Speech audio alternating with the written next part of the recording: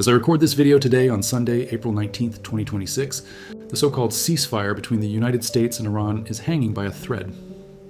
On April 8th, a fragile 2-week ceasefire was announced, brokered by Pakistan. Since then, both sides have been posturing with maximalist demands. One round of marathon talks in Islamabad happened that went for 21 hours and ended with no deal, and a Strait of Hormuz was opened and closed again within the same week. A second round of talks is scheduled for Tuesday in Islamabad. Whether Iran even shows up is now an open question.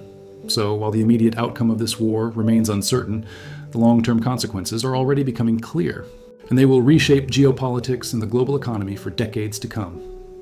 Here are my 5 predictions for what happens next. Consequences that will have a direct impact on every country on Earth and on your investments and finances. Let's begin. Prediction 1. Damage to U.S. reputation as a net security guarantor around the world. Let's start with the most immediate and visible consequence. For 80 years, America's greatest strategic asset was not its military. It was the belief in its military. The idea that if you were an ally of the United States, if you hosted American bases, if you bought American weapons, if you signed American security treaties, then you were protected, untouchable. That belief has taken severe damage from this war. Here are the facts. Iran, a country that has been under comprehensive sanctions for nearly 50 years. A country whose economy was effectively crippled, whose currency had collapsed, whose people were struggling.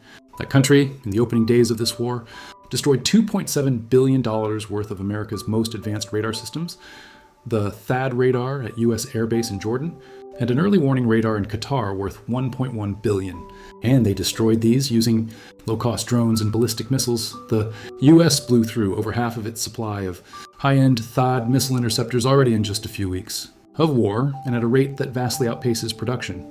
Each interceptor costs approximately $12 to $15 million. The U.S. burned through over $2 billion worth of THAAD interceptors, defending Israeli airspace in less than 2 weeks.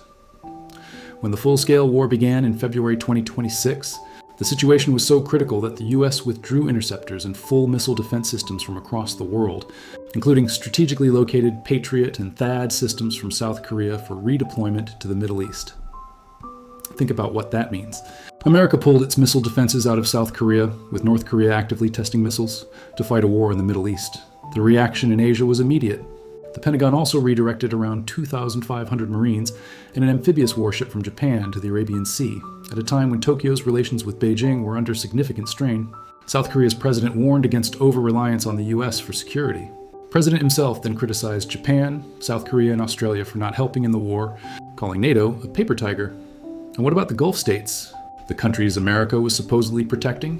The GCC nations watched as American defensive equipment was stripped from the region and redirected to Israel. Their bases were hit by Iranian missiles. Some were left largely to defend themselves. The conclusion every nation in the world is drawing right now is the same. American security guarantees are conditional, finite, and subject to being redirected at any moment based on Washington's domestic politics. The long-term consequences are profound.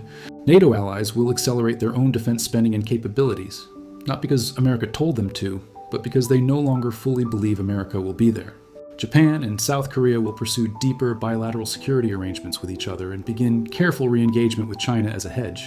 Gulf states will cut deals with Iran and with China to ensure regional stability on their own terms. The security guarantee order that America built after 1945, where Washington was the world's policeman and everyone paid for that protection in dollars in different ways, is almost over in years to come because of this war. Prediction 2. The petrodollar will fracture. The yuan will rise and the gold will surge. The second outcome flows directly from the first, and it is where your money is directly at stake. We covered the petrodollar system in detail in our last video. But here's the summary. Since 1973, Gulf states sold oil exclusively in US dollars. The world needed dollars to buy that oil. That created permanent global demand for the dollar, allowing America to run $39 trillion in debt without collapsing.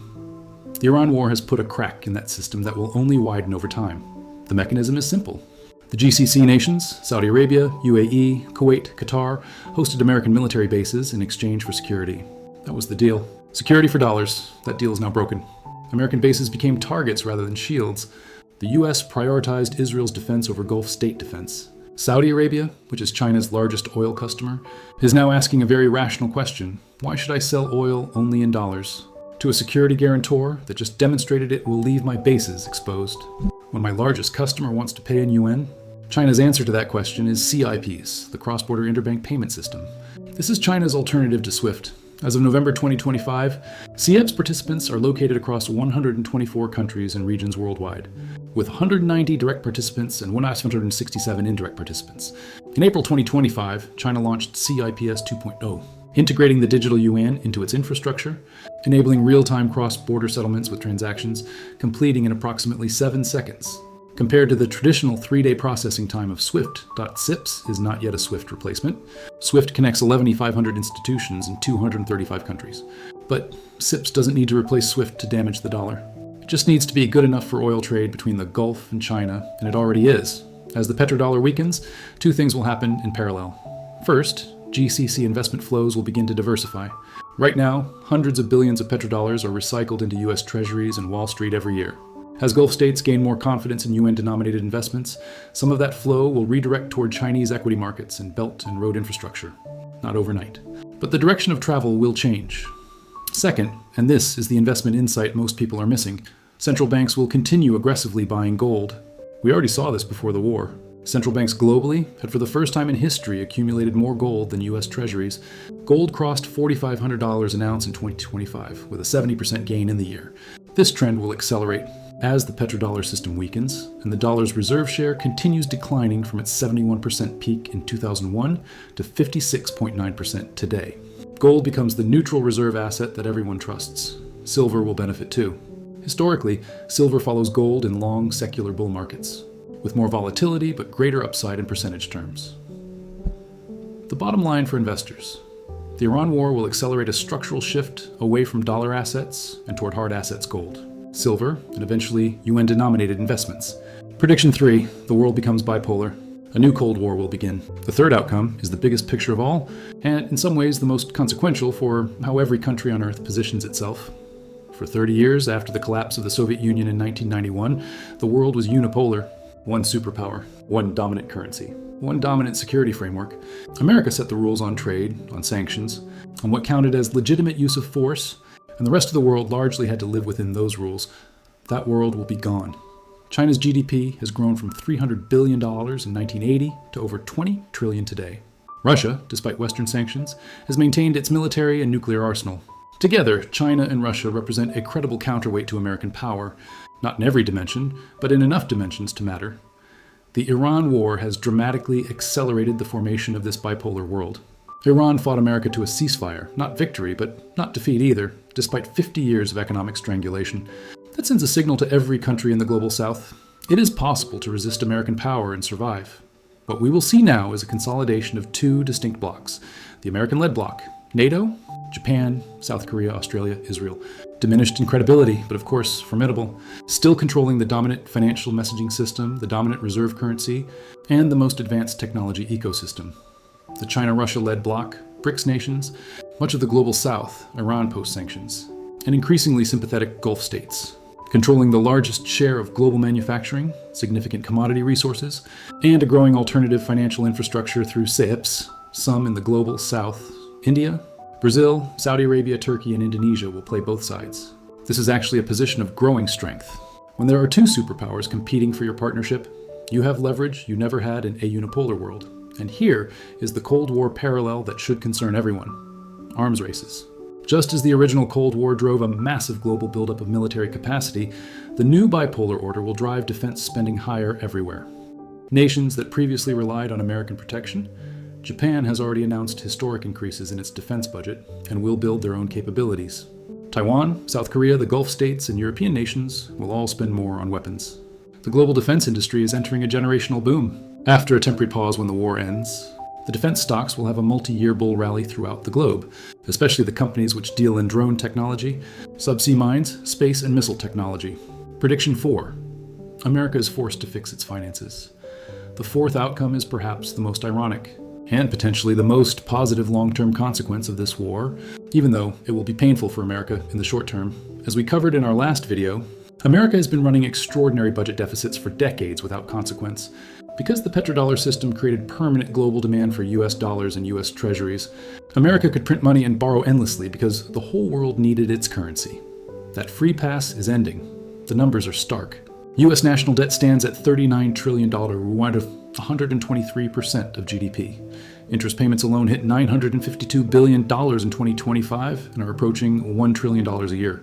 Moody's downgraded the U.S. from AAA in May 2025 for the first time since 1917. Foreign ownership of U.S. treasuries has fallen from 50% of the market in 2014 to 30% today, as the petrodollar weakens and the dollar's reserve share continues declining.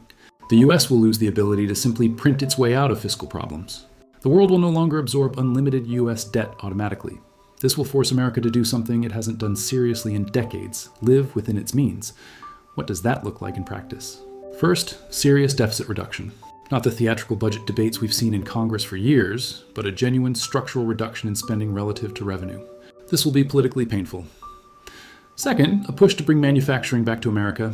The combination of robotics, AI, and rising geopolitical risk is already driving this. Apple, Intel, TSMC are all building or expanding U.S. manufacturing. This is not just politics.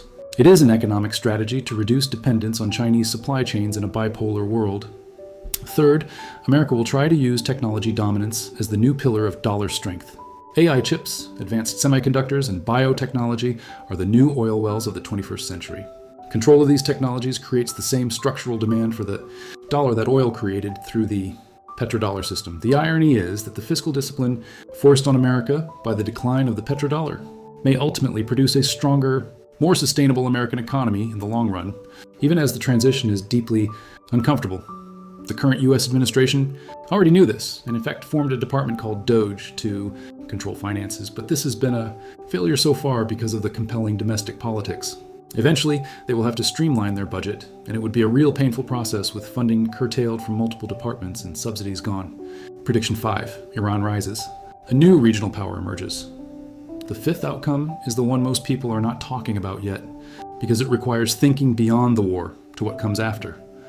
Iran went into this war a sanctioned, isolated, economically crippled nation. Its GDP per capita was around $4,250. Inflation was running at 40%. Its currency had lost enormous value. Its oil infrastructure was deteriorating from decades of underinvestment, but Iran survived a direct military assault by the United States and Israel, the two most heavily armed military forces in the history of the Middle East. That changes Iran's negotiating position completely. When the deal eventually comes, and deals always come after wars, Iran will negotiate from a position of strength it has never had before. It demonstrated that it can close the Strait of Hormuz, destroy billion-dollar American radar systems, overwhelm U.S. interceptor stockpiles, and withstand the most intense bombing campaign since the Second World War. The deal will almost certainly include the lifting of sanctions, or, at a minimum, a significant reduction. And when those sanctions lift, Iran's economic potential is enormous. Iran has the world's second or third largest natural gas reserves and the fourth largest oil reserves. It has a population of 90 million people, one of the largest in the Middle East. Before U.S. reimposition of sanctions in 2018, Iran was on track to become a significant middle-class economy, and analysts had projected GDP growth of 5 to 7% per year with sanctions relief. With sanctions lifted, Iranian oil will re-enter global markets at scale and likely priced partly in yuan as part of its China partnership. Iranian gas will flow to energy-hungry Asian markets. Iranian reconstruction will require massive foreign investment. China, Russia, and eventually European companies will compete for those contracts. Israel's position as the unchallenged regional hegemon is also permanently altered. The model of periodic, devastating military campaigns, Gaza 2008, 2012, 2014, 2021, 2023, Lebanon 2006, 2024, depends on American backing that may no longer be as unconditional. U.S. launched Operation Epic Fury without seeking formal approval from Congress or informing European allies. That kind of unilateral action creates political costs that accumulate over time. And the Strait of Hormuz, Iran's greatest physical leverage, will remain under Iranian influence for years. Do not be surprised if some form of transit fee or toll arrangement emerges as part of post-war negotiations. Iran has every incentive to monetize its geographic position, and the world has every incentive to keep the strait open. Let me bring this together. 5 long-term outcomes from this war. 1.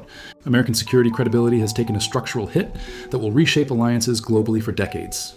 2. The petrodollar system is fracturing. Yuan and gold will be the beneficiaries. 3. The world is becoming bipolar. A new Cold War arms race is beginning. 4. America is being forced toward fiscal discipline, painful in the short term, potentially stabilizing in the long term. 5.